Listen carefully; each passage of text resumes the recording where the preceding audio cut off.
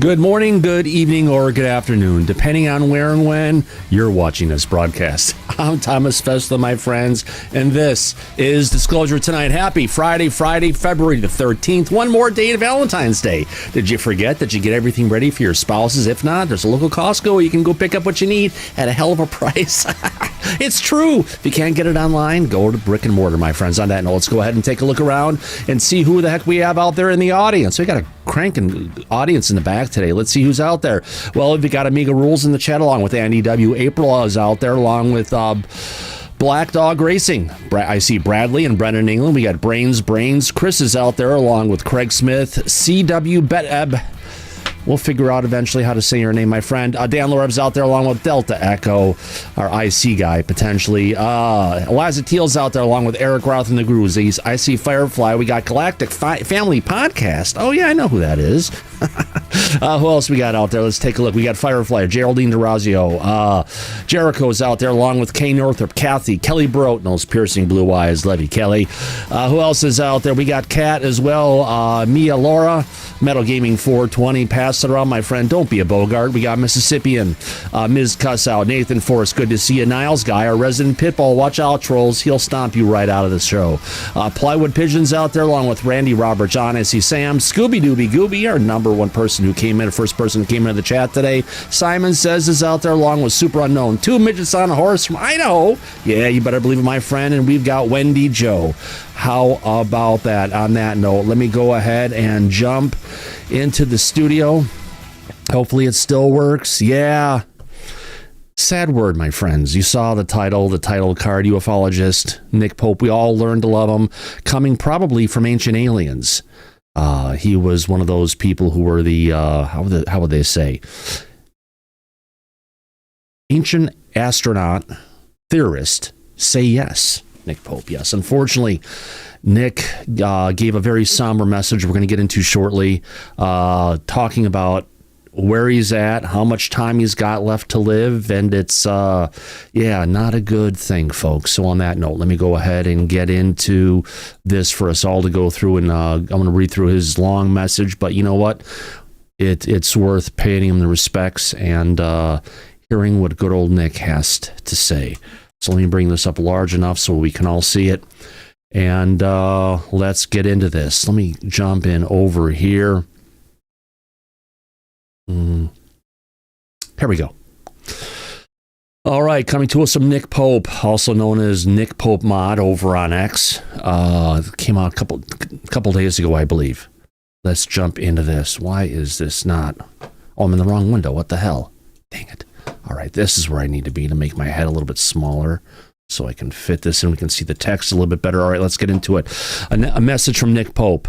A while ago, following some digestive issues, I was diagnosed with esophageal cancer. Unfortunately, it's stage 4 and has metastasized to my liver, probably more places. My brother had that. And, it's not a good thing. While I know that it's kindness and hope that leads people to suggest healers and supposed miracle cures and to say things like fight it and that you can beat it, I'm afraid my diagnosis and my situation leaves no doubt whatsoever. I can't beat it. What an amazing adventure I've had. A 21-year career at the UK Ministry of Defense. We always know him as our guy, former secretary of the MOD, where I got involved in subjects ranging from financial policy to counterterrorism, from military policing to UAP. God, he'd be one of our, we could call him a whistleblower for the information he brought out. And I saved 6 cows. It's a long story. The things I've done, the places I've been, the people I've met, and the secrets I've been privy to. I wouldn't have swapped it for the world. And then a second career where my previous government UAP role brought me to the attention of the world's media, leading me to become a regular commentator on TV news shows and documentaries, as well as consulting and acting as a spokesperson on various UFO-themed, alien-themed movies, TV series, and video games. The media called me the real Fox Mulder. Can't forget Ancient Aliens here, folks. The true highlight, of course, is my life with my with my wonderful, beautiful, and incredible smart wife, Elizabeth. She's a real-life Agent Scully, a scientist, a skeptic, and a redhead. Ooh, with fury. We met randomly in the lobby bar at the Fairmont Hotel in downtown San Jose. She was an anthropology professor at San Jose State University. In October of 2010, and we got married 3 months later. Sounds about right. We applied successfully for my green card, and she had me shipped over and imported to the United States, where a new adventure began. As Elizabeth and I enjoyed wildlife watching at our wonderful home in Tucson, desert hikes, film noir, true crime, country music, Sunday lunches with my in-laws, and much more besides. Recently, we had an amazing one-year adventure in New York City, living 5 minutes from Times Square and having a wonderful view of the Empire State Building from our apartment window. We proofread each other's books and articles. I love commas, hyphens, and exclamation points way more than Elizabeth, and managed to win at least a few of those battles. And I'm supporting her in her ongoing fight for free speech, academic freedom, and keeping political correctness, superstition, and identity politics out of science and academia. The White House press secretary tweeted one of her recent newspaper articles, which shows the huge impact she's having. I kept working for as long as I could, right up until last week, with my various films and TV interviews, conference appearances, and live events, including my position as moderator of Ancient Aliens Live, where I think I did 94 shows. Sadly, the time has come where I've had to step away from this work.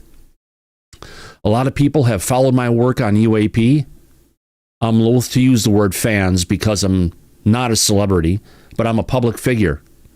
And many people have followed me on my journey as I've sought to keep the UAP subject in the public eye and to frame it as a defense, national security, and safety of flight issue, as well as a fascinating science problem. Some of this work has been public knowledge, but some such work of necessity has been done behind the scenes. I hope I've helped to move the needle forward, but most people, of course, know me through my media interviews and live events. To everyone who's followed me on my journey, thank you, and good luck with your own journeys. I wish you every success and happiness. It's all been amazing, and I'm grateful for the things that I've done, not mournful for the things that I will not now get to do. As per aspera ad astra, and I know I translated this earlier, and I need to get this back here again. I'll do this.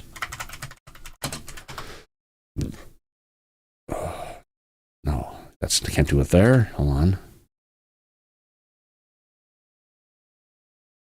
Hold on a second.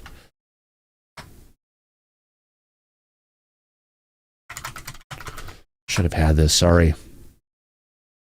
Means through hardship, this per aspera ad astra means through hardships to the stars. Coming to us from Nick Pope, Tucson, Arizona on February 12th, just yesterday, 2026. It's a sad time for a lot of people who've known Nick. He doesn't have, if you want to call it, anything ahead of him that I don't think any of us would ever want to have to deal with. Daryl. Yeah, it's a sad story. I mean, it's unfortunate that, there's a lot of things that are coming to fruition in healthcare, like beating certain things, that cancer isn't one of them.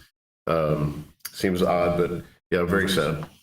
Yeah, it's one of those things you have to look back and you have to wonder, did all the cancers and everything we're getting these days have to deal with more of the chemicals that are in our foods or in the water we drink, or is it more from all the nuclear bombs that were blown off by the United States and foreign governments going for a period of time, putting all that nuclear material, plutonium, the uranium into the atmosphere?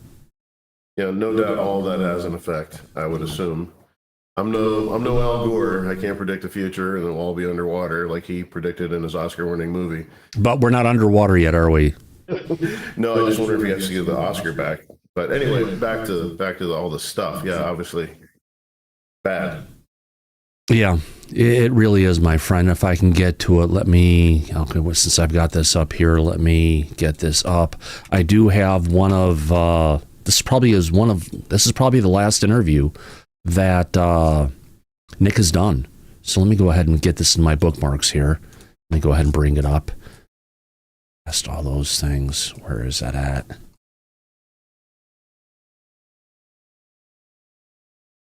Nope. I know it's here somewhere. I know I bookmarked this. Come on, I know. Actually, you know what? I downloaded it. Haha. Where's it at? And that package is running. I have full confidence in you. Oh, I'll find it. I usually do. Okay, so this is an interview that I believe is from a day or so ago, probably from the 11th, if not the 12th, his last day that he was around. The interview was just brought out by, I believe it's News Nation. So let's see. This is probably Nick's last interview that he's going to be given. So on that note, let's go ahead and jump to it. Here we go, folks.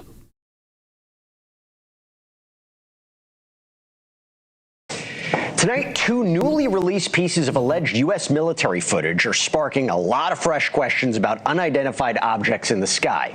So the videos were said to be obtained from military archives and released to the public by investigative journalists Jeremy Corbell and George Knapp. They say both recordings show government-filmed objects that were officially designated as UAPs, unidentified anomalous phenomena, and they weren't meant to be seen by the public. Now, both videos were recorded by MQ-9 Reaper drones, and both show objects making movements that Corbell says defy basic physics. The first video dates back to August of 2012. It's recorded over the Persian Gulf using infrared sensors.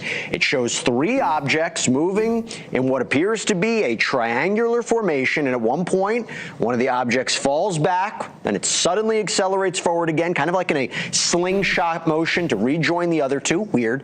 The second video, more recent, 2021, recorded during a U.S. drone mission over southern Syria. And in this footage, you have a single object that's tracked by a weapons-grade targeting system. Now, it moves steadily at first, then suddenly changes direction, accelerates out of frame at what analysts describe as extreme speed. There's no visible propulsion. News Nation has not independently verified the authenticity of these videos. The Pentagon has not confirmed them or even commented. But what are we actually seeing in these videos? Nick Pope's here, investigated UAPs for the UK Ministry of Defense. Nick, good to see you. These the real deal? Yes, I think so. Jeremy and George, the journalists concerned, have a proven track record of getting authentic Pentagon footage into the public domain. And when you see these sorts of things just move in a straight line at a constant speed, sure, you can say balloons, birds. But as you said in your intro, the Pentagon itself put this into the UAP category, unidentified anomalous phenomena, and that's what we're looking at. Okay, let me ask you the million-dollar question.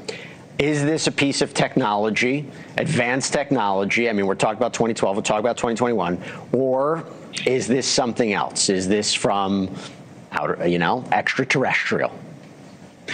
As much as I'd love to believe that it was extraterrestrial, Occam's razor states that the simplest and most likely explanation is usually the correct one.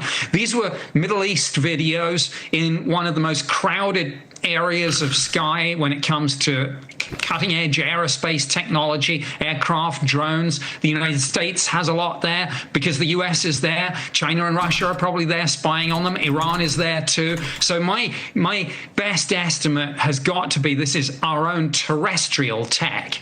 Well, I mean, they are sensitive military regions, could be of interest if it wasn't human-made. I mean, but that's the question. Have you seen technology like this that could do something like this? No propulsion? Well, we can't tell that much just by looking at the videos themselves. Behind the scenes, there's probably more analysis that's been done by intelligence community imagery analysts, and that's probably classified. But there are things flying out there that will not be public knowledge for 10, 15, 20 years after the event. So there's a lot of spooky stuff flying right now. And it's a good, I think that was a pun, but Just want to add to this really quick. Back after the Nimitz incident happened, the Nimitz carrier group was dispatched to the Middle East. When they were in the Middle East, they also encountered a high number of UAP in that area. So it is a hot spot, just saying. I like that. But let me ask you a question. Do you think that it wasn't meant for the public to see? Was it not meant for the public to see because of the sensitive military technology? I mean, Jeremy Corbell says the footage came from intelligence archives. You tell me, is that what we're dealing with, that they were concerned that this could compromise us? Well, I think Jeremy and George are both very careful that they follow the law in this, as are the people concerned who gave them the videos. That being said, I know a lot of people in the military who see these sorts of things and are aware of them, are very frustrated at what they see as the slow pace of UAP disclosure. And so, Jeremy and George often are a kind of conduit for getting this material out. So let's have a wider debate about it. Let's get Congress looking at it. Let's get other media outlets looking at it, and let's get a kind of brains trust of experts trying to figure out what we're looking at here. Nick, you are brilliant, and I love having you on, but I will tell you, I still think that this could be something else. That's just my take. I could be 100% wrong. We shall see, but I appreciate the conversation, as always. Thank you. Thank you, and I hope you're right. Okay, really quick. Not meaning to be gruesome or anything. Where's that at? Guest. Daryl, if you take a look, his right eye, the left eye as he's facing us, you can see there's something definitely up with it. It's probably the effects of treatments or things that he's going through at this point, and it's probably one of the reasons that he's stepping back from being in the public light. You don't think that's a lighting issue at all? No, not at all. Okay, what about the guy's hair on the left? Too much product, too much hairspray. Okay. Receding hairline? We've got, age gets it to us, Dude, there's some super character or something. I can't remember, but he definitely reminds me of him. I cannot think of it. A villain, right? Man, if you're going to put yourself on TV like this, I mean, make sure your teeth are all even, I think, to go with that hair. Oh, God, I forgot. There's a woman who we used to see on Fox News all the time, and her nickname, I can't remember her name, was Janky Teeth Lady, because when she would get on Fox News and get up there, her teeth were almost like throwing up gang signs. Right. Well, going back to Nick, I mean, it is interesting you pointed that out. I thought it was literally the shape, like there's more light on the right or the left side of his face, but I saw that too. It's very interesting. Maybe not. I don't know. I've never seen him in an interview where you've had one eye like that. It could be the lighting. Either way, we wish him the best, though. And this guy will always go down in my memory as the guy that was in the office that had the what was the UFO? The one, the Kelvin hanging up on the wall. Yeah. I mean, that's what I just imagine every once in a while. You're going to work and there's this picture of an actual UFO on the wall. Yeah. All right. Somebody raised their hand. Absolutely. Ed, go ahead. Yeah, Thomas, I wanted to take us back to one of his closing statements when he was asked what he thought it was, and he denied, that it was a UAP, or he denied that it was extraterrestrial. It said it's probably one of ours. This reminds me, I met Nick at the Alien conference in Dallas about 10 years ago and asked him one-on-one if he believed in UFOs. And his answer was, I don't know. I think that's interesting, as close as he was to all that he still wouldn't come right out and say that he believed in them. Yeah. Well, I guess we're always looking for the good proof, aren't we, Ed? Well, I think it's there. Now you're convinced, I'm convinced. I think most of the people on the back are convinced, but what more does it take? I don't know what the answer is. We could see 1,000 of these and believe that 999 were UAPs, and there's still be people that say, I'm not convinced. So, what's the struggle is getting past that point. What does it take? I guess maybe one of them landing and a body getting out or whatever. He's always had that aura about him in all the different interviews and things that he's given. He's always had that aura that he does come right out and say, I definitely think this is alien. For sure. Well, I've never heard him say that, Daryl. I've heard him say... That's what I'm saying. No, he's never said he definitely believes they're aliens. Okay. Agreement. Everywhere I've ever heard him, when someone puts him on the spot, his answer is basically, I don't know. Right. Yeah. And someone brought up in the chat, we don't know, we think we know about UFOs, We know a little bit, just like we know a little bit about reality, about the galaxy we're in, about the universe we're in. Humans like to think we know everything, but in reality is we have a very big attitude, and we know a little bit, and a little bit we know. We try to act like we know everything, don't we, Daryl? Yes, the best of us know enough knowledge to fill a trench a mile long and a quarter-inch deep. Gotcha. And thank you for the reminder in the audience. You heard a little bit of echo coming from Ed. I've lowered my volume, so that should take care of it. You know, we're talking about UFOs. We all want evidence, right, Daryl? We want to see the truth of what's really going on out there. Thomas, I'm thinking maybe, I don't know, evidence is just too much to ask for. It's hard, because if you look at, there's a new platform that came out yesterday called Sea Dance from the company ByteDance. You've heard of them before, haven't you? They're the TikTok people, aren't they? Oh, yeah. So there's a bunch of videos on this new AI platform that's out there. And at this point, folks, there is no going back to be able to determine what is real, what is not. Let me play this little clip here.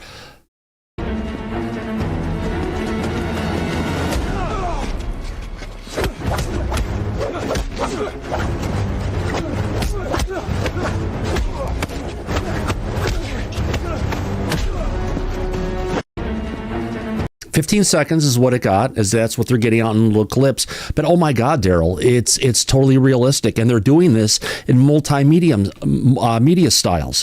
Whether it's this or 3D animation style or 2D animation, what they're bringing out is just amazing. It's got the MPAA, the Motion Pictures Association of America, or just the MPA, which is the global entity, freaking out, saying, you can't do this. You're using our copyrights. You're using our actors. You're using our music and sound. This is heresy. But then again, it's coming from China, so it's not going to be shut down that easily, is it?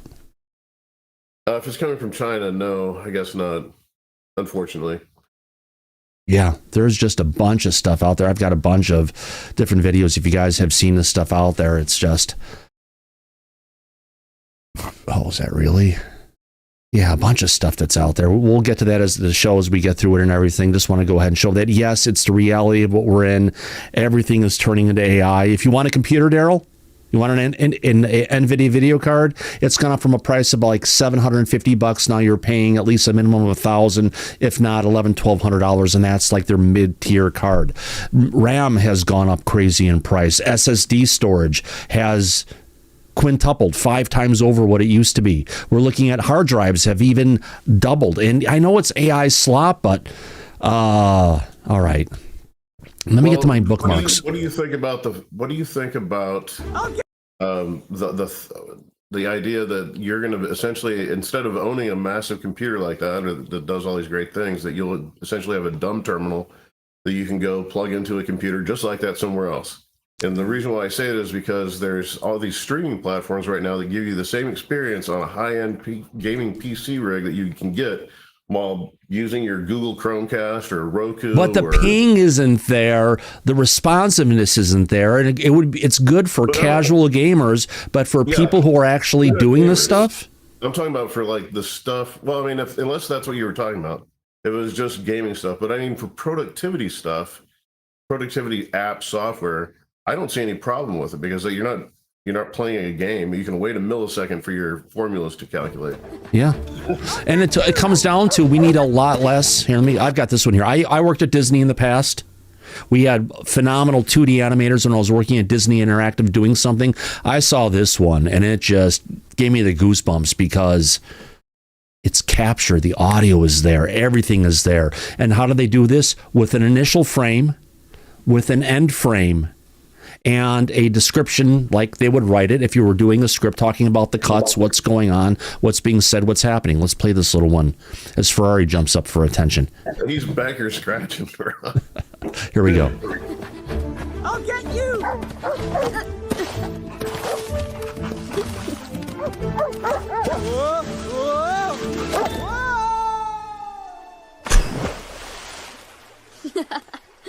Take the same script. Say you wanted to look 3D or realistic. I don't think this one is as good as the other one.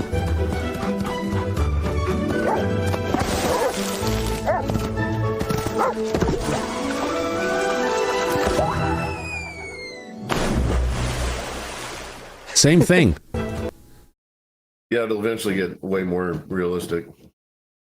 Yeah, well, it's pretty good for where it is right now, my friend. Yeah, I've got a bunch of... It is good now, but I mean, you're in early stage. We're all in the early stages of this. This even has not been released to the public yet. That's the thing. Where am I at here? Not that one. God, I screwed this up. Here we go. I need to get some of these ones out here. We'll get it out here. Yeah, there's a bunch of stuff out there, but Sea Dancing Cruise, I've got a bunch of stuff to talk about in the ufology area today. Let's get to it. Let me just go through here and find out where I've got next. No, we'll get to that one. It's a bit more. All right, so...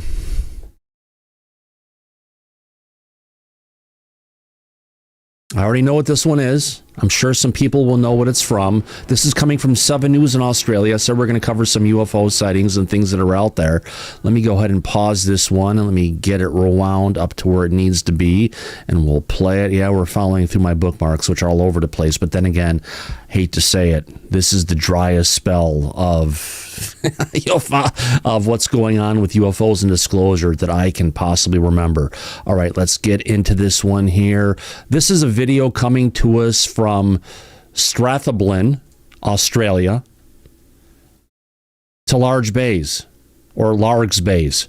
Early risers across South Australia have been baffled after spotting a mysterious light in the sky. What do you think it could be? Let's go ahead and get this out there and see if our audience can pick up and guess what this is. Here we go. Actually, Desktop Thomas, let's play this one up here. Let's go ahead and play it. All right.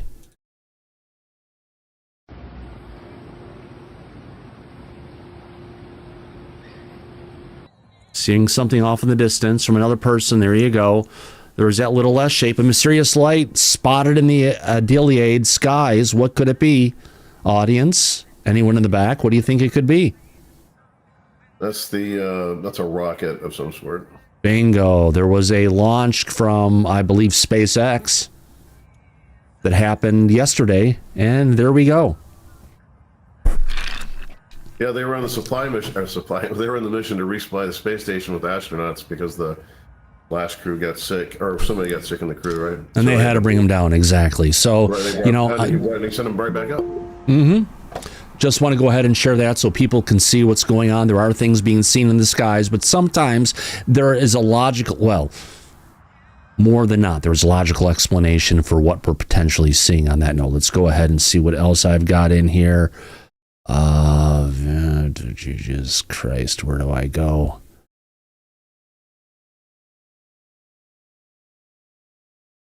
How did I miss all of this up? I don't want hello, Susan. Oh, we got that one. Sorry, I've got Daryl there. We got you full. There should be another one up here. Interview guests. There we go. There we go. Sorry about that. Oh, and by the way, she hasn't left, Daryl. She's still here. Oh my God. Oh God, yeah. Thing though. You get that out of here. Can you play the hello? Oh God, here we go. Let's say, hello, Susan. We're doing this. No, we don't need to talk about the daffodil. What's cutting edge that? All right, everyone loves dogs. You love dogs, especially dogs in snow. Let's get this one up here. I know I'm okay, so I'm there and that where I'm supposed to be. Let's get down to desktop full. All right, now where's it at? Here we go. Helicopter dog. Helicopter. There we go. Happy dog running in the snow. That is real, folks. It is not AI. It's definitely not a UAP because you can see it's got its own propulsion. It is a hefty dog. Yeah, we weighed Mocha yesterday, the husky. Well, maybe 55 pounds, 60 pounds. Our scale's been broken for a while. Trust me, I was shocked when I saw my weight. And Mocha the husky should be around 50 pounds or so, but apparently she is a big husky. She's 70 pounds. Whoops. Oh, well. Yeah. On top of that, yes, we've had a bunch of Aurora Borealis going on. I've been watching the feed up in frickin' Finland all day today. It's been nothing less than spectacular. Let me go ahead and bring that one up as well. This one is from Canada, Alaska. If I get back to what's going on and start from Star Lapland, they have had amazing aurora borealis. I don't want that one. I want to go to playback speed. Let's go 4x. There we go. Unbelievable aurora borealis going on all day today. If you guys are out there, you interested in this, Star Lapland is what I search for, and this is one of the feeds that I have, and it's just been every single day this week, Monday, Tuesday, Wednesday, Thursday, and I'm in the Pacific Northwest watching all this stuff, and it's just absolutely gorgeous about what's going on out there.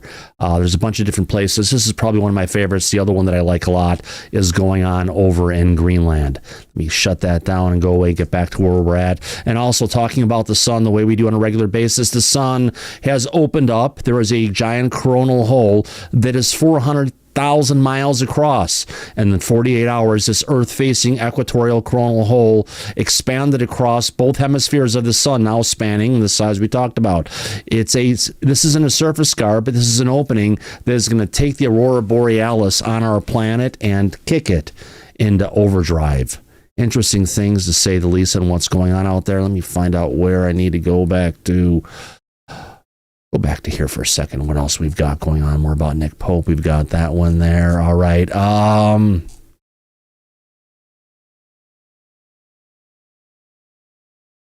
right. Columbia UFO. Remember that one? It came out about at least a year or so ago, Daryl. Let me go ahead and bring this one up here. Interview background. Old Tom.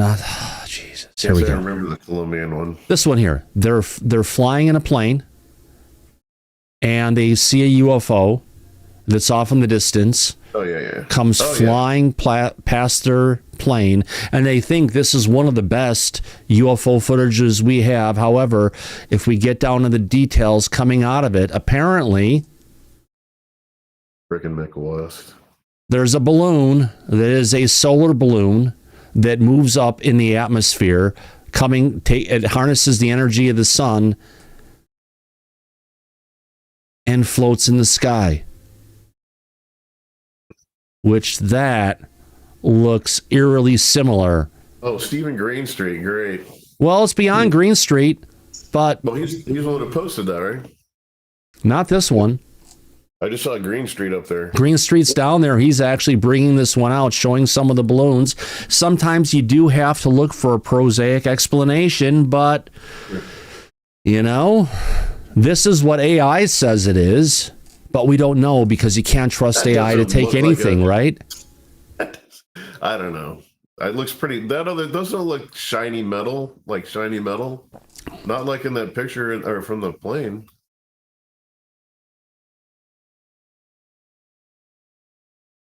No, there's one that was very shiny. Maybe that was just AI. But does it really look really shiny? No. We think it looks shiny because we want it to look shiny, right? Yeah, no, there was something in there that looked shiny a minute ago, but yeah. Yeah, these are the AI enhanced images. Oh, they are, okay. See, the thing is you can't trust AI. You can take a filter and add it to it and add contrast. Or brightness, or add sharpness to it. But as soon as you start going and adding pixels and defining and trying to refine it, the AI is going to use the model of what it knows, and it is going to create pixels, and it's going to modify it to bring us something that looks more like this versus what the craft potentially really looks like. Does that make sense? And it put two nozzles right there where the cursor was. There's two nozzles in that image, on the tip of that, the right tip of that image. Yeah. So that's AI creating that, probably, right? There you go. Yeah, absolutely. You're not getting that detail out of here, are we? No. No, we're not getting that. We're getting a little bit of reflection on the top. Yeah, you can see that. Well, John Smith is asking, should we have a poll? Let's go ahead and do it. All right. Hey, wait a second. I did see something. I did miss it. I want to go ahead and thank someone personally in the audience. I haven't done this a lot in the past. I will do it again. We got a super chat that came in. Our friends from, who's it from? Brennan England, no more Goff. Yeah, we'll keep Susan out, trust me. She's not going to be here now. Although, just remember, she is always watching. Yeah. You got to have it. Thank you, Brennan England, for that wonderful super chat. We greatly appreciate the love and support of everyone here at Disclosure tonight. We're a fan-funded program. We try to do our best to give you what we can do. And sorry about the last show, folks. When I played the trailer for Spielberg's up-and-coming movie, it took away control from that. I could not turn off ads like I usually do. So if you're upset that there were too many ads, if you caught the show at a later time, it's not me, because I played something from Spielberg for that matter. On that note, let's go ahead and continue on. Let me get back into here. All right. This is another clip I had running in the background. This is another clip that came in from... did we play this one already, Daryl? No, I don't think so. We did this? Yeah, we played it. All right. Gotcha. Just amazing stuff what they're bringing forward. So let me get back into here. Let's get back into where I was just at in my footage of what we're going to cover. Yeah, it's one of those days, to say the least. All right. Actually, let me get this to...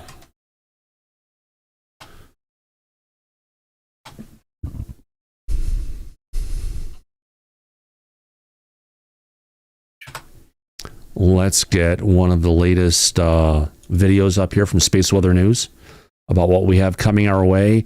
Let me get from the latest videos in here. Well, you have somebody reminding you of the balloon poll. Oh, Jesus Christ, yeah.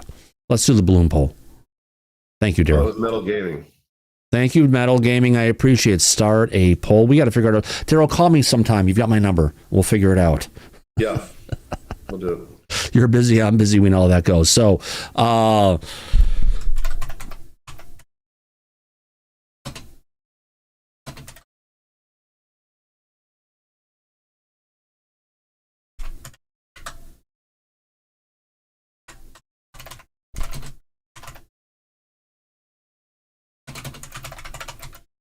right, let's start the poll on this one. Going back to where we were just at. Sorry about that, folks. Here we go.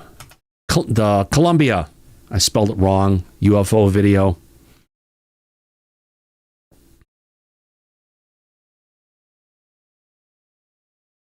Where is our audience taking this? Okay, Google, start a timer for 1 minute. Second. Sure, 1 minute. And we're starting now. Okay, Daryl, I said it quiet so your Google wasn't going to hear it. Yeah, I'm just waiting for you to go. All right, so the Columbia UFO video. What is our audience saying so far with 45 seconds left to go? Is it a UFO or is it something prosaic like a balloon? So far, 71% of our audience, 70% of our audience is saying it's a UFO. And although the numbers are slowly changing, Daryl, I don't think it's going to change out that much. No. I can only hope for 80-20. We're down in 70-30. It's about where it is with 25 seconds left to go. Come on, audience. You got 41 people. And can we get the 50 people to vote on this? It'd be wonderful. I'd love to hear what you guys have to say. 69, it's going down. Come on, we need 8 more votes. Come on, folks. 45. Still at 69. 69, dude. 69, it's going down. 67-33 with a couple seconds left. 50 votes in, and the audience has spoken. So I will have to go ahead and go with what the audience said and the poll, which came in at 67% of our audience. 6-7. 6-7, everybody. Okay. It's a UFO versus 33% of our audience saying, oh, he wants to go for a WALK. He wants a TREAT. Oh, yeah. Moose does that a lot of times, too, the old. I had an employee, I take my dog to work, and so I had an employee teach him that trick to scratch your arm when he wants to treat, which I hate. Here you go. You need to get him a little bell. Ding! I've got him one. He doesn't use it. Yes, he doesn't need to. He can come out you and tag on you and say, I want something. It's nice you can take your dog to work, though. That's awesome. It is awesome. I just hope that, I don't know. We've got, he barks every once in a while. You know, like at the mailman and FedEx man and the UPS man and all the manager, the director, the VP. No. Sorry. He does bark at the CEO, and that's okay. Oh, Don't you? yeah. The CEO deserves it. Absolutely. What a great little pup. All right, let's move on to see what else we've got going on here. Let's get the chat back where it is, where I can go ahead and control it again. How about that? All right, here we go. Take the zoom down on that so we can continue. All right, getting into a couple videos coming to us from Space Weather News. Ben Davidson, I've been playing a lot of videos from him talking about what's going on with the sun, what's going on, the change of our atmosphere, the change of our biosphere for that matter, the climate change that's hitting 8 out of 9 planets. The only one who's not getting it right now is Mercury, because it's too close to the sun to have an atmosphere. Let's go ahead and play the latest clip, two of the latest clips. One going ahead and talking about ocean collapse, Jupiter changes, a coronal hole from space coming from suspicious observers. And Ben Davidson, let's go ahead and play this. And no, hold on. Wait, let me get to this and bring it down full screen. Here we go, folks.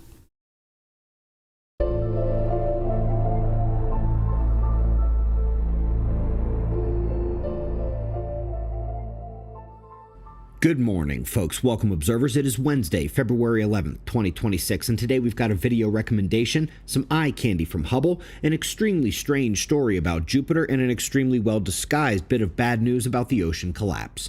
We're starting, as always, with the last 24 hours on our star, where we did see one final goodbye M-class solar flare from the northern sunspots, and now we've got a lack of complex sunspots capable of flaring. One plasma filament evaporated, leaving one more and the incoming coronal hole. We're going to be all quiet at least until the weekend. Folks, the video recommendation is last night's live stream on timelines. We did go well beyond just timelines, as we do every show, and it was a pretty good one start to finish. It will make you uncomfortable at times for a couple different reasons. Eye candy today revisits the Egg Nebula. This is Hubble's old shot. Twice the detail level in its latest release, and they say it's a dying sun-like star. Kind of looks like it just had a micronova. Link below, and zooming into the center, it's actually pretty fun. Speaking of fun, Jupiter's size change. It's flatter and smaller than they believed. Now, they say it didn't recently squash and shrink, they just got it wrong before. Even though the previous number was based on 2 different satellites, Voyager and Pioneer, surely they still both got it wrong, and the new measurement is what it's always been, not like the entire solar system is undergoing some sort of change or anything. And we're at the ocean collapse, and at face value, this paper gets about a C+. But that's because it operates entirely within the framework of CO2 forcing, which should be completely ignored. But what that did in their model was reveal that the tipping point for the AMOC, heat transport collapse, is mobile, based on the rate of forcing. So in their model, slow CO2 emissions means we could take 5 degrees of warming before the collapse. But in high CO2 emission scenarios, the tipping point is in the 2s, basically where we are right now. Now, the speed-based tipping point is real. And when you replace CO2 with Earth's magnetic pole shift, you see that no reduction of rate is possible. We can't slow down the pole shift like you could technically CO2 emissions, which again means rapid rate here. We're in the final decade or 2 before collapse. Folks, Heaven's Harvest has 3 of the top 5 most... Okay, let's get out of that one. We don't hear about Heaven's Harvest, and this one, the last one we've got, is coming to us 14 hours ago this morning. Actually, to talk about the solar superstorms, and then we'll call our rest. Here we go. Major disaster to report from Madagascar, a satellite eye comparison, and a huge paper on solar superflares, and the suspicion that viewers at this channel hold about the sun and catastrophe. Oh boy. But we're starting with the last 24 hours on our star, where it was so boring the satellite fell asleep for a few hours. Did you catch that? No real eruptive behavior, minimal eruptive threats. That coronal hole will amplify solar wind and geomagnetic conditions early next week. But we're going now to that catastrophe. Cyclone pounded Madagascar the last 2 days, and the port city has been leveled. 31 people dead at least, as the city was razed to the ground by the ferocious wind and storm surge, one of their worst impacts in decades. Up next, we're comparing Hubble, Spitzer, and James Webb. While the James Webb has the best zoom by far, the UV and IR capabilities of these 3 scopes are all different, meaning each can see things that the others can't, regardless of how much zoom power they have. Top story today is this. Better settle in.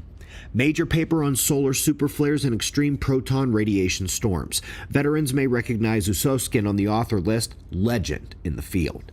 Here are the main highlights. They confirm that the sun can superflare in the X100 range as often as every century or two. That would be the Carrington event. But the biggest stellar superflares, like the X1000s, they think those happen on the sun far less frequently than what other scientists say every few thousand years. Most importantly, however, they demonstrate that the extreme particle storms can dump 1,000 years worth of proton energy that we experience in modern times over the span of one space weather event, up to a week. And now, mainstream climate science is kind of toast. Now the notion that distant supernova or asteroid or comet impacts cause the younger... Where this kind of comes in, folks, when we're getting this much proton energy that could come in 2 to 7 days, it'd be 1,000 years of proton energy. This takes a lot of our formulas we have for carbon dating, and it throws it out the window.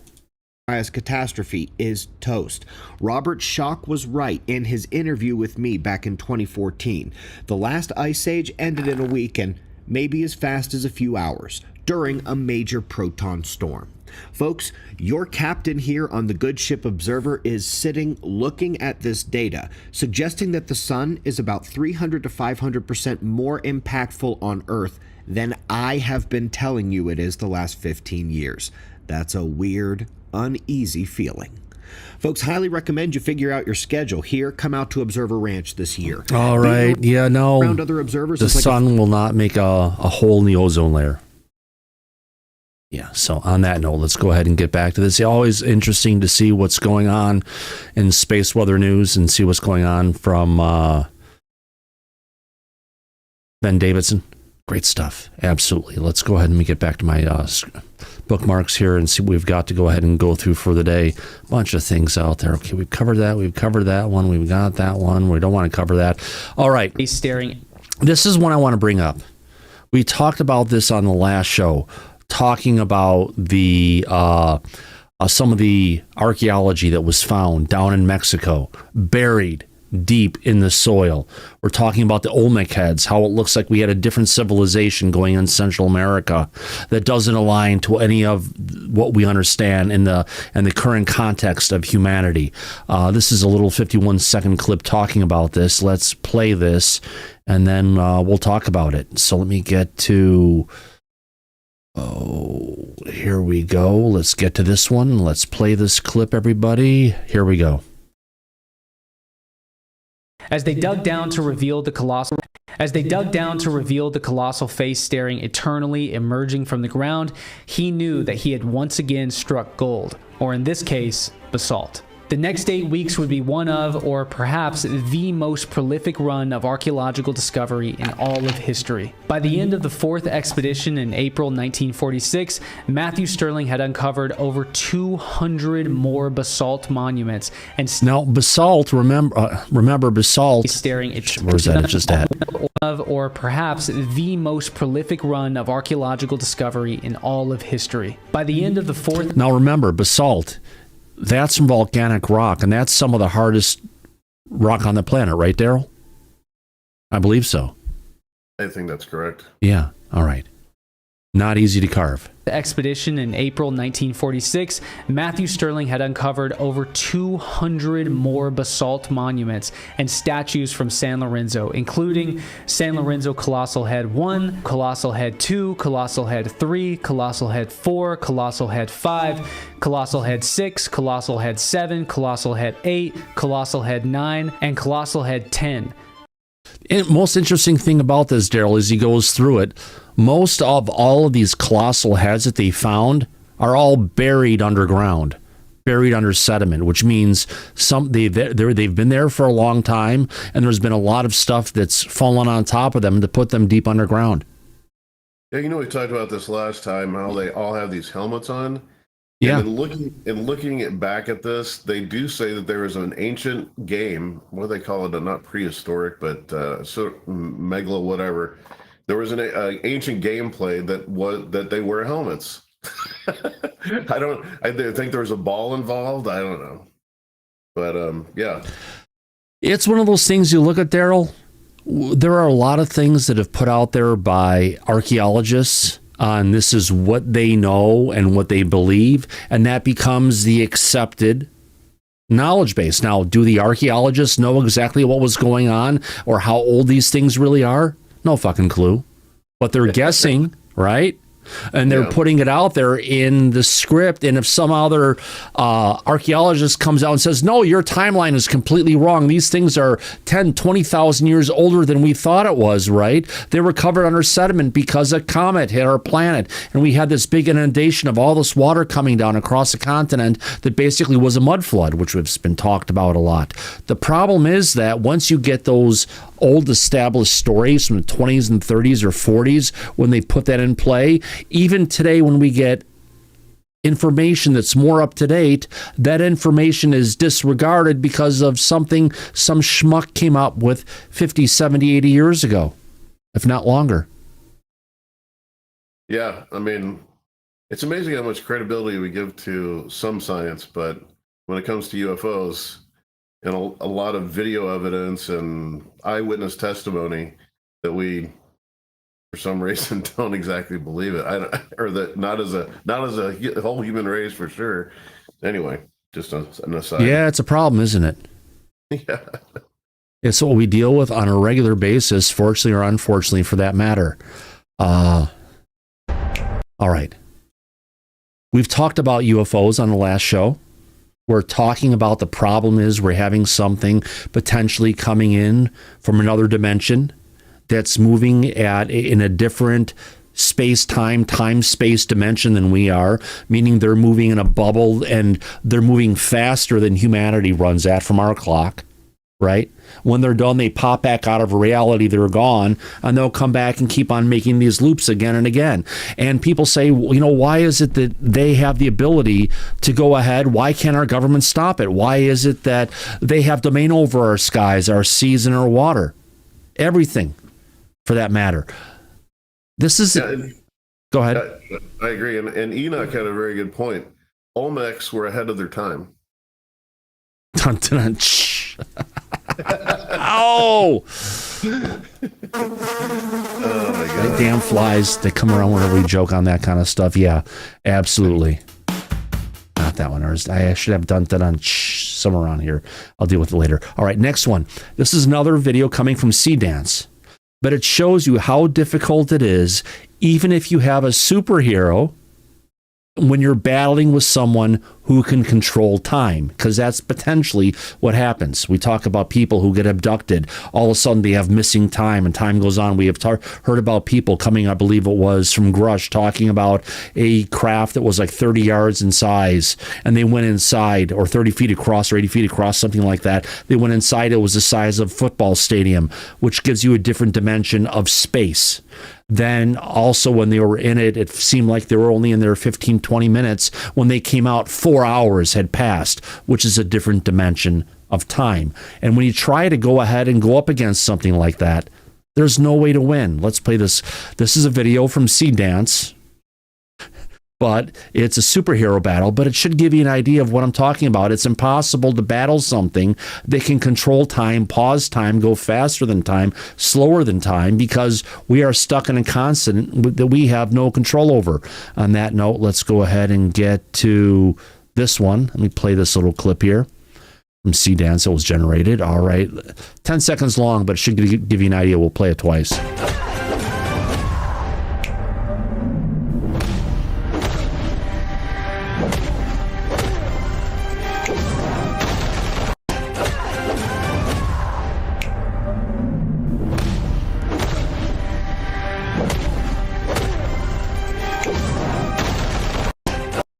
There's no way to get... If someone stops time, Daryl,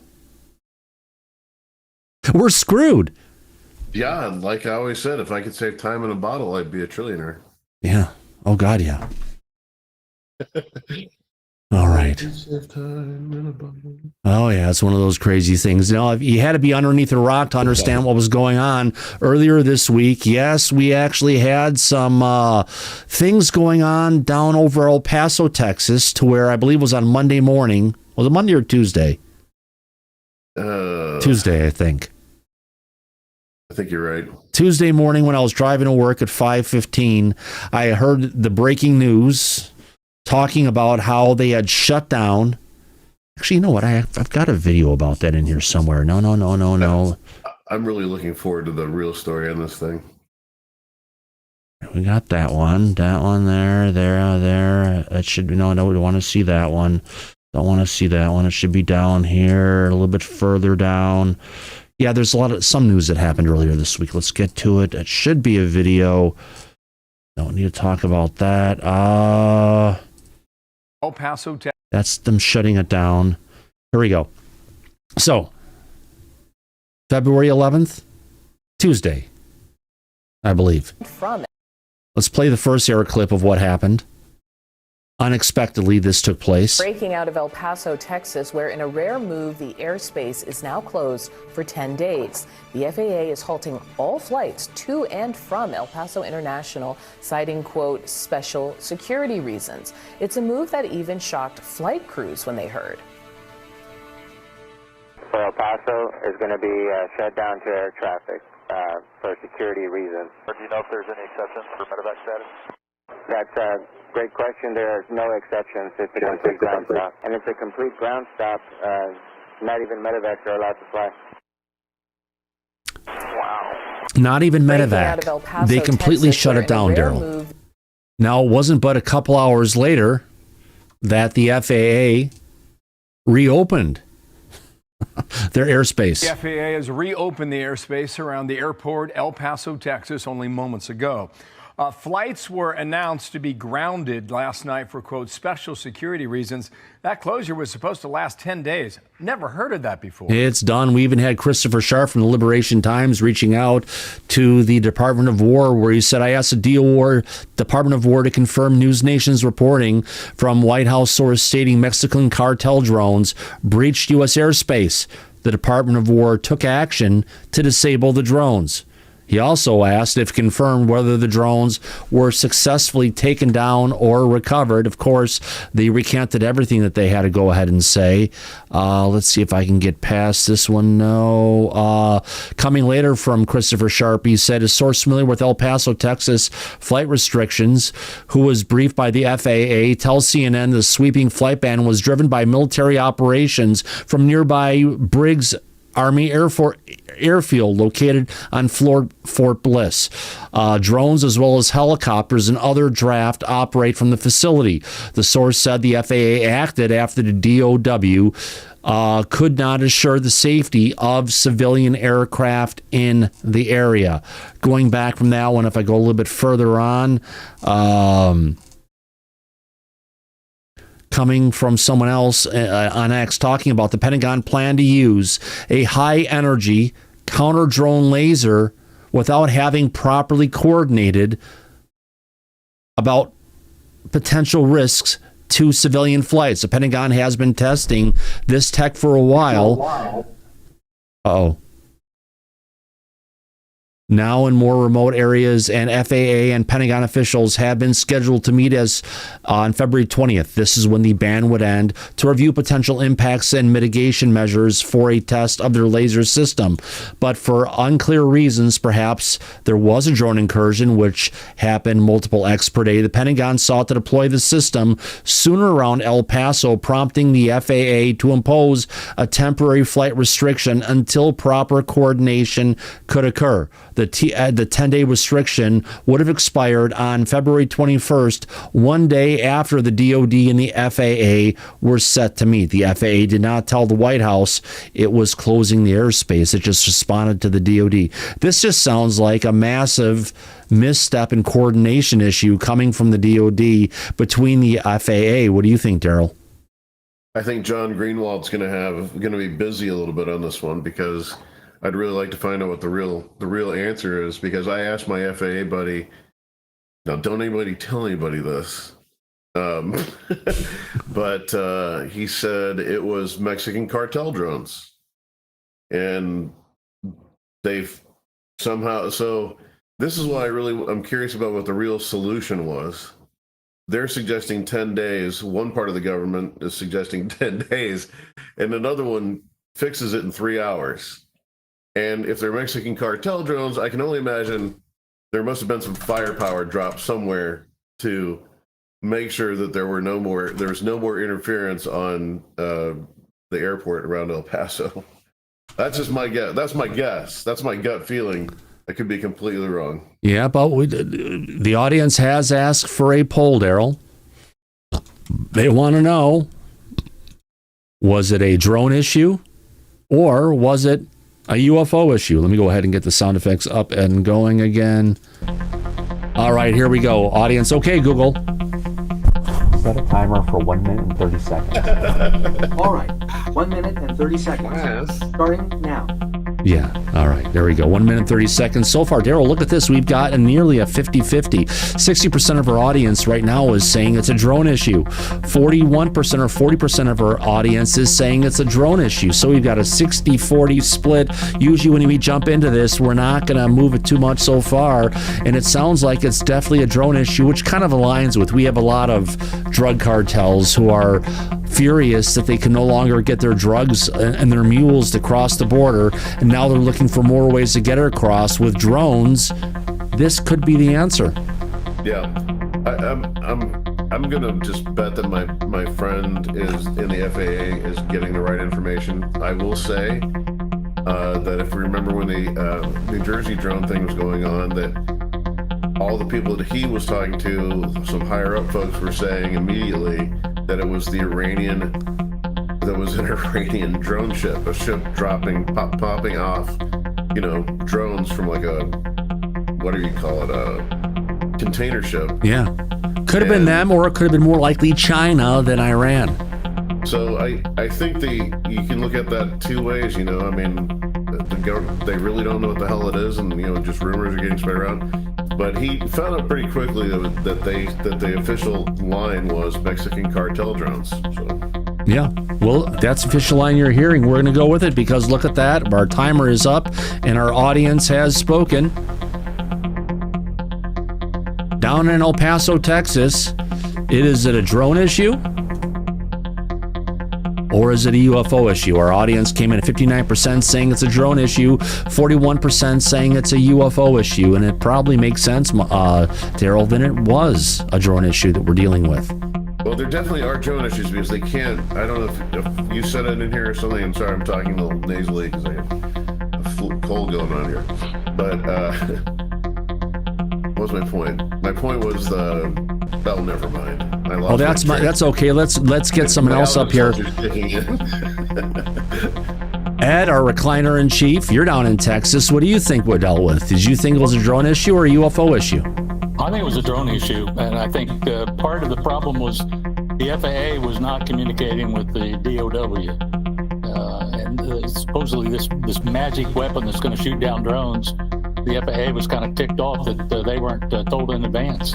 They're getting ready to go ahead and they're going to deploy this and start shooting shit into the air, but they didn't realize, oh wow, there could be planes up there that are running into this stuff. I don't believe it. That's why exactly for the reason the FAA has its own body, right? It's its own body of government. It comes up with its own ideas. It goes, okay, it's going to take 10 days to solve this issue. Let's tell them. If we need to extend it, we can tell them later. Blah blah.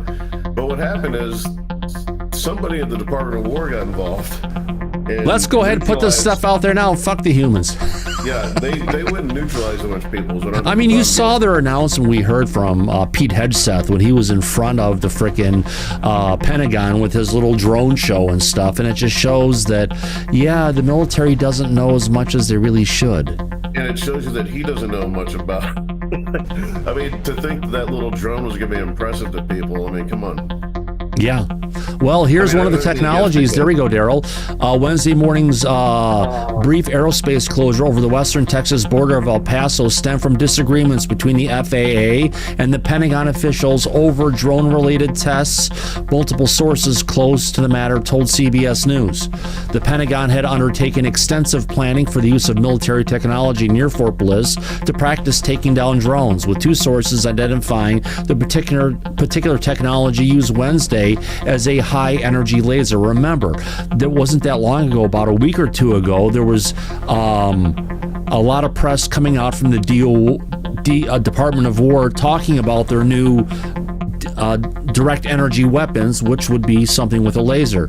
Now, meetings were scheduled over safety impacts, but Pentagon officials wanted to test the technology sooner, stating that U.S. Code 130I requirements the government the protection of certain facilities from unmanned aircraft be met, meaning that one of their facilities was getting buzzed by something and they wanted to use their new toys to get rid of it. However, on Tuesday night, FAA Administrator Brian Bedford decided to close the airspace without alerting the White House, Pentagon, or Homeland Security.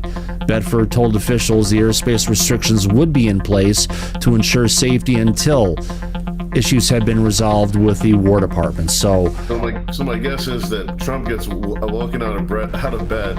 The FAA says they can't do anything, and Trump goes, just go fucking kill them. Use it. We got it. Take care of it. Put it out there.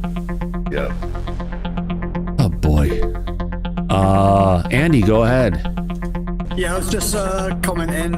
People are complaining the poll music's still playing. Oh, shit. Poll music. There we go. It's done. Thank you. Usually I love poll music, but not in this setting. Yeah. Dun, dun, exactly. Let's see. Is that all you have to say, Andy? That's it at the moment, mate. Yeah. All right. Let's see what else we've got that I can bring up here from the news. All right. We've got a clip here. Intelligence. All right. Coming from Reddit. See if I can get this up here. We've got a 8-minute compilation of some of the most compelling UFO footage to date. I think I can take this here. Copy this, and I want to go to here. Put this here. Let's play this video. It's a bunch of videos that are out there. Let's go ahead and play this and see where it takes us, folks. Non-human intelligence exists. Non-human intelligence has been interacting with humanity. This interaction is not new, and it's been ongoing. And there are unelected people in the government that are aware of that. Okay, turn off the audio because we don't want to go ahead and get copyright strikes for that. So this is the orbs that we were seeing over Baghdad. Let's go on to the next one. The Mosul orb, I believe it's called. This is another shot from the Mosul orb that we saw out there before. Oh, this is another clip that supposedly was a flying saucer coming up alongside of a some kind of military transport, which I don't believe at this point, but you never know if it could be real or not real.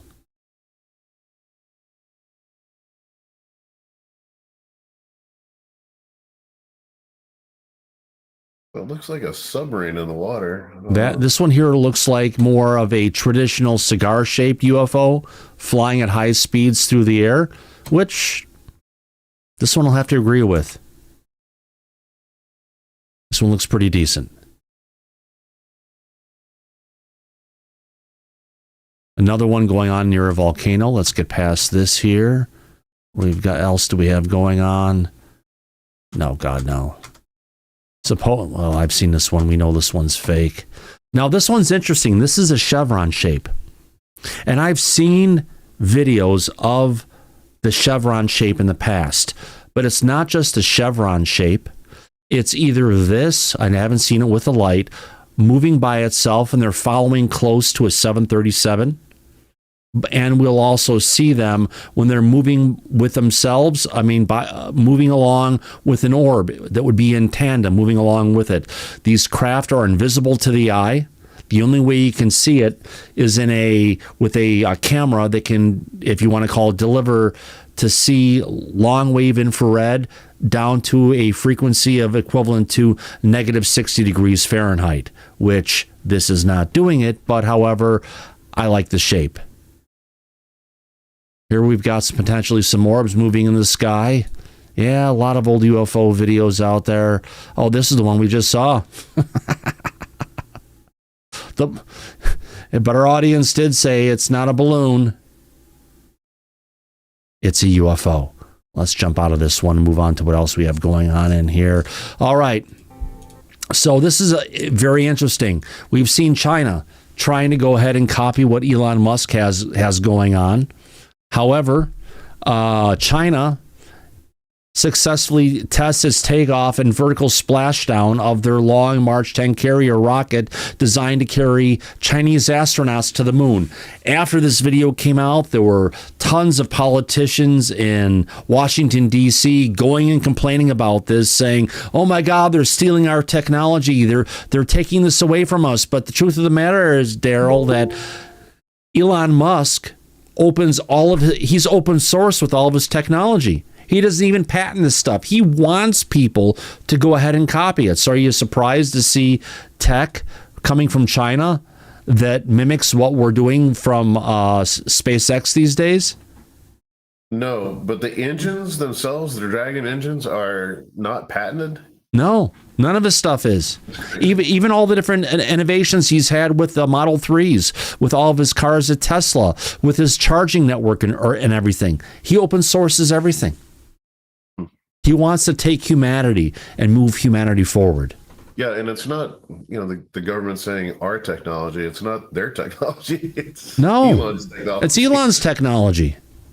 But then again, you have people out there saying, oh my God, Elon Musk is getting all this money from the federal government. He's completely funded. It's an unfair advantage. And no, he's actually delivering payload capabilities and everything else at a much cheaper rate than any of the other companies that are out there. So yes, he's getting the contracts. Why? Because he's got the best tech and he's got the cheapest price.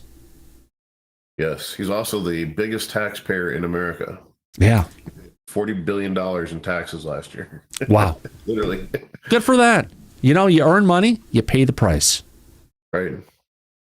All right. So this is a little clip coming to us from the Emergent podcast over on X. We're witnessing a great groundbreaking shift in UAP observations for the first time. Whose microphone is picking me up? To figure that out. We saw UAPs with the naked eye, getting closer than ever. Discover how our Skywatcher team made the spectacular instrument-free discovery. So let's play this little clip and see where it takes us. Here we go, folks. Because I know people are probably asking, you mentioned, the most ridiculous observations happened during Skywatcher. What stands out to you as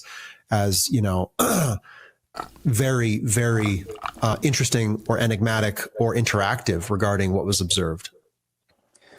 There was a day and it's in one of the episodes, episode 2 or whatever from Skywatcher. There was a day, I believe it was in February, it might have been March, where for the first time we saw UAPs with the naked eye and proximity. Proximity being within a kilometer, 800 meters away. We had never seen them from 2021 to 2024. We'd never made observations with the naked eye ever. And we'd scanned with telescopes, binoculars, cameras, digital DSLRs. We had not been able to make an observation with anything other than $1 million piece of equipment, $1 million plus. So Skywatcher was the first time we were actually able to get a team trained who could make observations with binoculars and telescopes and DSLRs, but also for the first time we didn't need any instrumentation. We were able to just look up in the sky and see them. So that was new and I would say spectacular in that the UAP, understand the UAP haven't changed size or shape, they've just gotten closer. Because I know people. So it comes down to the question. We've got Hypersonic Goo in the audience saying Space Watcher is a fraud. I guess the whole thing is we have to go ahead and take a look and understand. Give him chicken, Luke. Let's go ahead and take a look. Let me get to... That's fine, yeah. Yeah, I gotcha. So I guess let's go ahead and do a poll from the audience. Let's see what you guys think.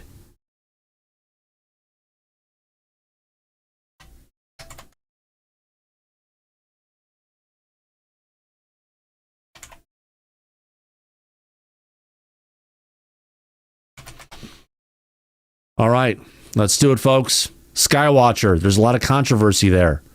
What do you say? What is it? Are we dealing with we would say it's a fraud, or are we dealing with true science. Daryl, what do you think? I'm thinking. Anyone in the back, Andy or Jay or anybody, what do you think? Is it a fraud or is it true science or somewhere in between? Somewhere in between. We don't have that option. I don't know. I don't know. Fraud. Fraud is pretty serious. Well, that's right? what the audience said. I'm just taking their own words and putting it up there. Sorry. Isn't this Gary Nolan? Wasn't Gary Nolan doing something? With Yeah, these but don't guys? forget one of the top guys who's funding Skywatcher. It has his name all over the Epstein files, and videos of him with Gary Nolan were taken off of the Soul Foundation website. But it's nearly not as bad as what's going on in the United Kingdom. Let's just say that.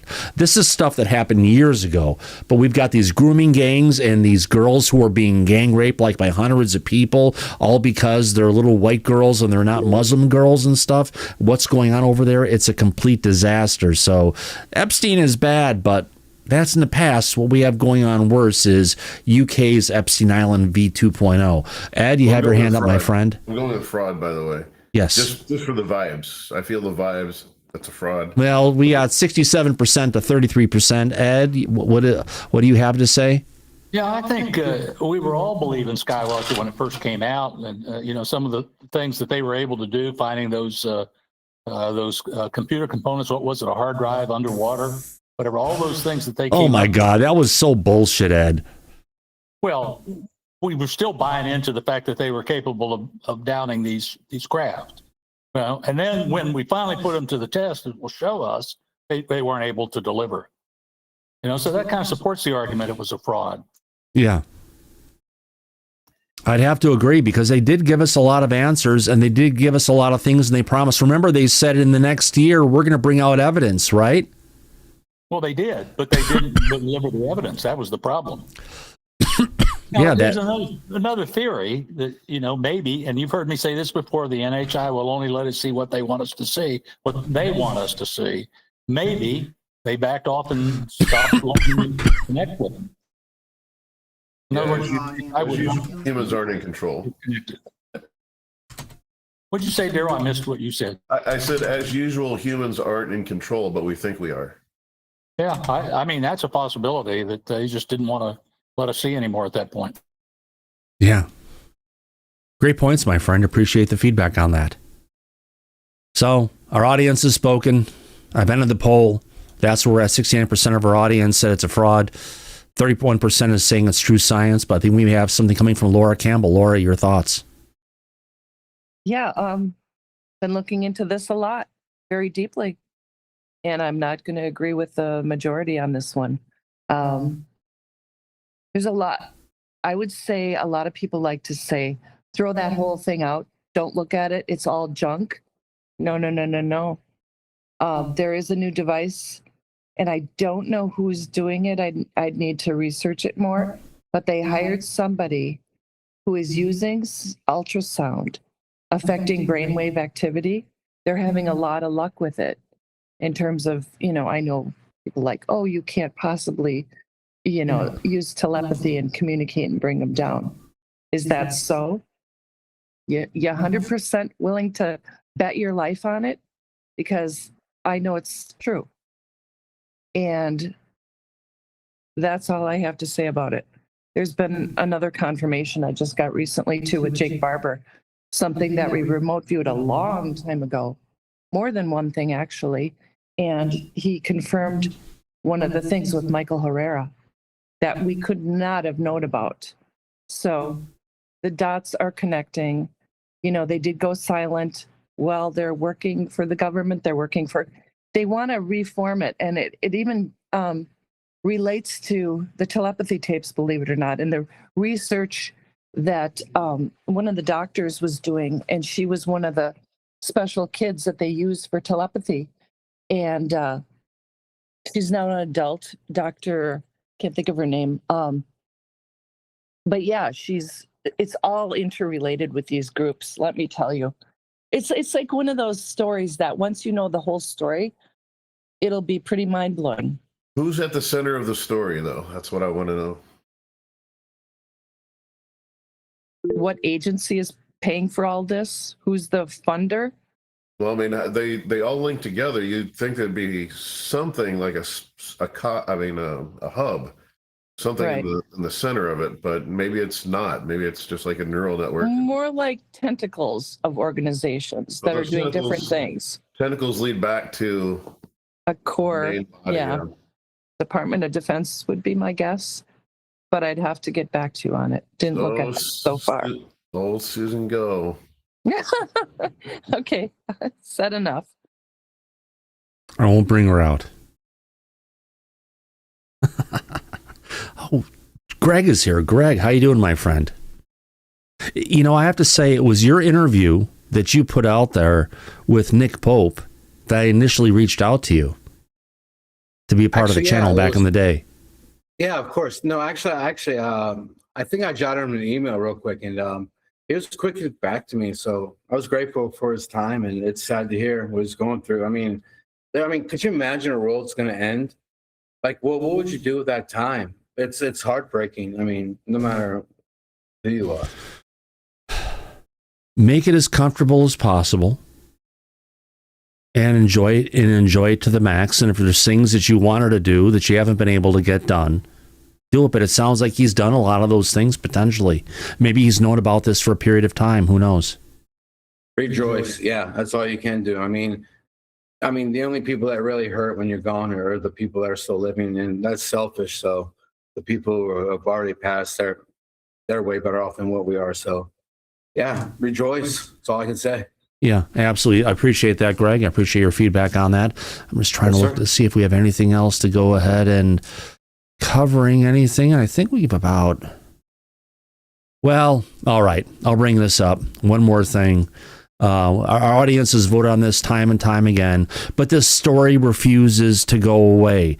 What am I talking about, folks? Let me try and get this so I can see the name of the frickin' scenes that I'm dealing with.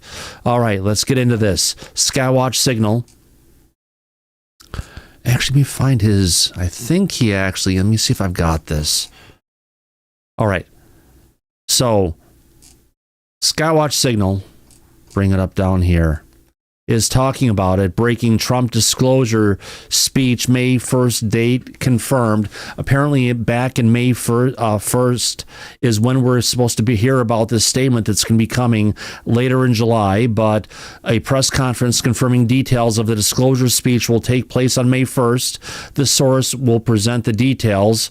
Lee told the Daily Mail, an advisor to the Trump administration told me. So let's get to a video clip here coming from Stephen Denier from that UAP podcast. He's brought some interesting things out in the past before anybody else knew. So, you know what?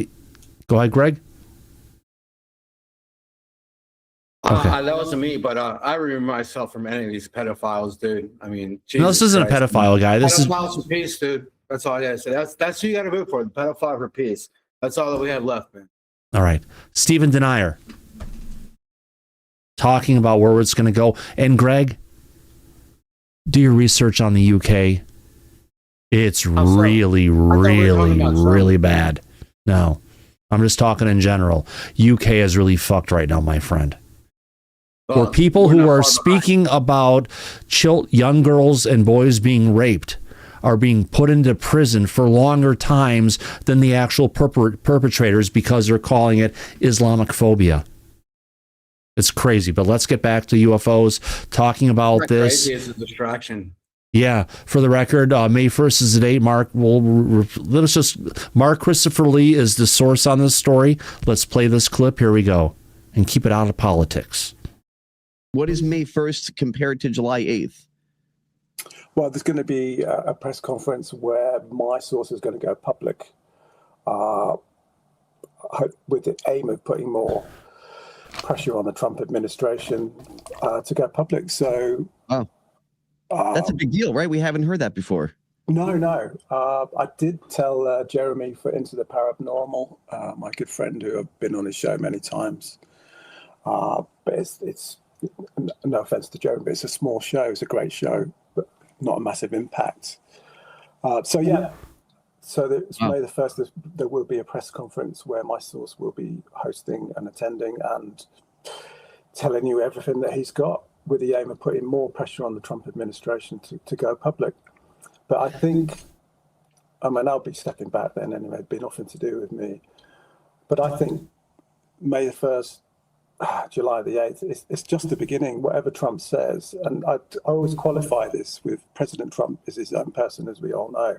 He does what he wants, when he wants, and doesn't really necessarily stick to timetables or procedures. Yeah. He's a maverick. Whatever you think of him, he is a maverick. For sure. Yeah, we talked about this May 1st plan, and we say press conference. Are we talking something like the National Press Club in D.C., or are we talking something like, they're going to put out a video on social media? What's kind of the plan for that? Yeah, it will be a physical event. Probably will be out on social media. I mean, it's only just been finalized in the last week. I will put out more information as soon as I get it. So the goal of it is for this source of yours who's around the Trump administration, who advises on the UAP subject, that they would go out and say, here's what's going on and here's what to expect. And people will know this person. That's the thing. So there we go. While it's not definitive proof, at least we have the person who's making the statements and where he's getting his sources from is coming forward and talk about it. So is something going to happen? Yeah, probably not. But you know what? I could jump into the no bucket where our audience has taken us many times, 80-20 split. I'll kind of stay in the center. It could be one way or it could potentially be the other. Hey, Greg? The center's a dangerous place to stay because as long as you stay them in a road, I don't think we'll ever find out something. So, we got to veer somehow. But if you stay in the center, sometimes you can stay in the center so long that now you're considered right or far right because the left has moved so far away. You're still in the center. Well, if you're in the center, then you have to be willing to accept both sides then, right? Yeah. And so, most of us don't who claim to be in the center. I mean, we're so eager to... Yeah, but you can hear other things and say, my God, they're fucking batshit crazy. Amen. Amen. Yeah, right. And that's something we can all agree on, right? Have you ever voted for anyone with the last name of Bush? I tell you the truth, I like you said, I sure as hell haven't. I can't do it. I can't. It disgusts me thoroughly to what our country's become, man. Oh, well, yeah. I can't do it. I can't. I'm not going to do that to myself. Whatever's going to happen is going to happen. But I don't think disclosure's going to happen through Trump. I mean, for Christ's sake, look at the character, dude. Well, he's a character. Okay, we'll get back to CNN when we're done. Well, thanks, Live. No. Say again. I'm not. That's again. I'm not. No, I'm not either, dude. I got you. I got you, my friend. Yep, absolutely. One thing, talking about the New World Order and where it's been. This is a little political since we've gotten here. Just a statement coming from Marco Rubio, little Marco. Let's see what he has to go ahead and say. Just talking about how the world has changed and how we need to reevaluate where we're currently at. It's an interesting statement, to say the least. Let me get this up here and play it. All right, here we go. The world is changing very fast right in front of us. The old world is gone, frankly, the world I grew up in, and we live in a new era of geopolitics, and it's going to require all of us to sort of re-examine what that looks like and what our role is going to be. And we've had many of these conversations in private with many of our allies. We are our allies. And we need to continue to have those conversations. And I think Saturday, hopefully, and the meetings we'll have there with Lucas and then the world is changing. Unfortunately, Europe is not what it has. If we look at it, UK is falling. Europe is falling for that point. We're seeing a lot of changes in geopolitics around the world, Greg. I don't like the word allies either, because when you say the word allies, that means you have enemies. And it shouldn't be that way. I think you just sit down, have dinner, Indian style, whatever you may do. I don't like any of it. Like I said, labels are dangerous, especially when it comes to, the people who just sit in front of the TV at night and eat the dinner. It's harsh, and they follow, what they believe. But as much as, say Tucker Carlson or whoever you believe, CNN or whatever, I think they're both working against. If you have a Home Depot, you're going to have a Lowe's. You know what I mean? I think it's just the same thing, just to keep us distracted from what's really at hand. And it's your audience is bright; they all know this. I mean, you're also we're Ace Hardware and True Value. Don't forget those two. Yeah, of course. Yeah, you have an independence, of sure, right? Right. But, I mean, your audience is smart enough. Be glad we don't have something like this going on in our country today. We do. No, we don't. Have you researched what's been going on in the United Kingdom? Truly? Look into it. It's fucking crazy. It takes any kind of stuff we see that we're going on here. Take a look what's going on in that small country. It's smaller than a state. Holy fuck. It's a distraction. No, it's not a distraction. It's reality. They're trying to treat it as a distraction. That's the problem. Well, no, the problem is it is a reality, and it's the same reality as, in North America as well. So, I mean, we can't just, again, it's the vision. I mean, yeah. But back to war and drones and everything to that point. Last thing I want to go ahead and bring up tonight. Yes, even Japan. Japan's Maritime Self-Defense Force tested its first test ship, the JS Asuka, has begun maritime trials of a 100-kilowatt high-energy shipborne laser system. Remember, we've had the Department of War talking many times about their new direct energy weapons. This is the Japanese platform is now equipped with a counter-drone radar suite, indicating a clear focus on unmanned aerial threat interception and close air range defense. Images show the large protective housing doors that are open to reveal the laser module, reportedly equivalent to the size of two 40-foot containers. This marks a significant step in Japan's direct energy weapons development and operational testing. How soon could we see this capability deployed across frontline vessels? Not that long, I think, my folks. But it just shows that we're moving away from conventional warfare, more towards direct energy weapons. And it's just, what's ahead of us. It's to be determined for that matter. I think it goes to show how much China steals our technology. America announced this, almost like a decade ago? Yeah. I believe so. Yeah. I believe so, Greg. Interesting times, to say the least.